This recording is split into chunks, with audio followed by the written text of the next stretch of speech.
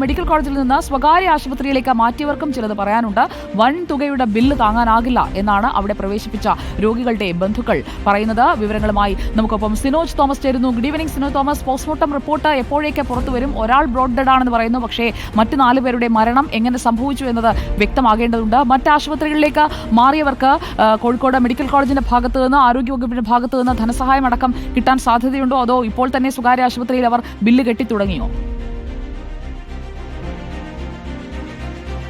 സുജയപാർവതി, good evening. അതായത് 4 പേരുടെയും postmortem നടപടികൾ പൂർത്തീകരിച്ച് മൃതദേഹം അവരുടെ ബന്ധുക്കൾക്ക് കൈമാറിയിട്ടുണ്ട്. ഒരു അന്യസംസ്ഥാന ആളാണ് ബ്രോഡ് ഡെഡ് എന്ന് പറയുന്നത്. അത് മെഡിക്കൽ ലീഗൽ കേസായിട്ട് തന്നെ പ്രത്യേകം പരിഗണിക്കുകയാണ്. ബാക്കിയുള്ളത് 4 മലയാളികളാണ്. 3 കോഴിക്കോട് സ്വദേശികളും ഒരു വയനാട് സ്വദേശിനിയുമാണ്. അതിൽ വയനാട് സ്വദേശിനിയുടെ ബന്ധുക്കളും ഒപ്പം തന്നെ ടി സിദ്ദിഖ് MLA-മാണ് കൂടുതൽ ആരോപണങ്ങൾ ഉന്നയിച്ചത്. ഈ പുകയൂറുന്നത് കൊണ്ട് തന്നെ അതാണ് ഈ മരണകാരണമെന്ന് ആരോപണം ഉന്നയിച്ചത്. അതുകൊണ്ട് തന്നെ ഈ 4 കേസുകളും പോസ്റ്റ്മോർട്ടം നടത്താൻ വേണ്ടി മെഡിക്കൽ കോളേജ് അധികൃതർ തീരുമാനിക്കുകയായിരുന്നു. 3 കേസുകളിൽ പോലീസ് പ്രത്യേകം കേസെടുക്കുകയും ചെയ്തിട്ടുണ്ട്. കാരണം 3 കേസ് എന്ന് പറയുന്ന ഒരാൾക്ക് ക്യാൻസർ, മറ്റൊരാൾക്ക് ലിവർ ഡിസീസാണ്, മറ്റൊരാൾക്ക് ന്യൂമോണിയാണ്.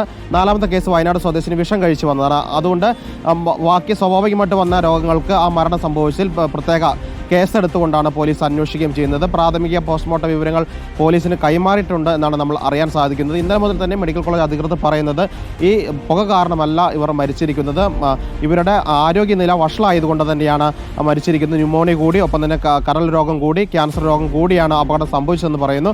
അവരുടെ ഈ കുടുംബാംഗങ്ങളുമായി നമ്മൾ നേരിട്ട് സംസാരിച്ചിരുന്നു. കുടുംബാംഗങ്ങൾ, കോഴിക്കോട് ജില്ലയിലുള്ള മരിച്ച ആളുകൾ കുടുംബാംഗങ്ങൾ പറയുന്നവർക്ക് പരാതിയില്ല എന്ന് പറയുന്നു. കാരണം ഡോക്ടേഴ്സ് അവരോട് പറഞ്ഞിരുന്നു ഗുരുതരാവസ്ഥയിലാണ്, അതീവ ഗുരുതരാവസ്ഥയിലാണ്, വെന്റിലേറ്ററിൽ കിടത്തേണ്ട അവസ്ഥയാണ്, ഓക്സിജൻ നൽകേണ്ട അവസ്ഥയാണെന്ന് പറഞ്ഞിരുന്നു എന്ന് പറയുന്നു.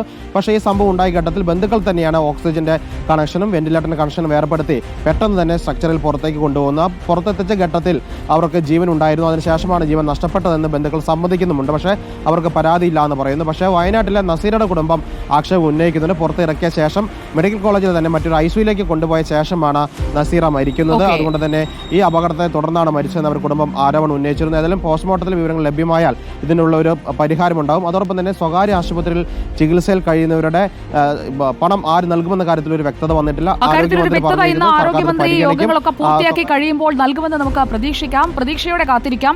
അവർക്ക് അവരുടെ ബുദ്ധിമുട്ട് എത്രയാണെന്നുള്ളത് അവർ പറഞ്ഞുകൊണ്ടിരിക്കുകയാണ്. ഇത്രയും പണം കൊടുക്കാൻ ഒക്കെ കയ്യിലുണ്ടെന്നുണ്ടെങ്കിൽ മെഡിക്കൽ കോളേജിൽ ചികിത്സയ്ക്ക് പോകില്ലല്ലോ, സ്വകാര്യ ആശുപത്രിയിൽ നേരിട്ട് പോയാൽ പോലെ. പ്രിയപ്പെട്ട പ്രേക്ഷകരെ, നമ്മുടെ വാർത്തായാത്ര തുടരുകയാണ്. അപ്പോൾ മെഡിക്കൽ കോളേജിലെ അപകടത്തെക്കുറിച്ച്, അതിന്റെ ബാക്കിയുള്ള അണിയറ കഥകൾ, അതെല്ലാം നമ്മൾ പറഞ്ഞു കഴിഞ്ഞു.